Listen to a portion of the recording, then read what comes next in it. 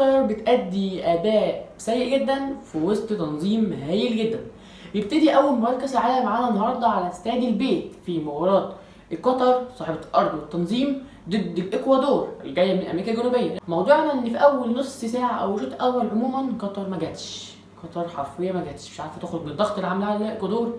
بتلبس 3 أجوال واحد منهم اتحسب أوفسايد في أول 3 دقايق بس. الضغط كان هايل جدا من الإكوادور، ما كانش عارف القطريين يستوعبوه، وحتى لما بدأوا يفوقوا شوية في الشوط الأول ما عرفوش يعملوا حاجة.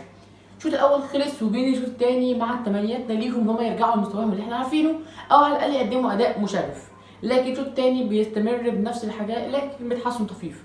ما جاش اعتبار، لو عايز تعتبر يعني فرصة المونتيري جت فيها حاجة و85 ولا حاجة، فرصة اعتبرها فرصة. كان عن نفسي مشوفش فرصة ولا حاجة، دي كورة عادية جدا.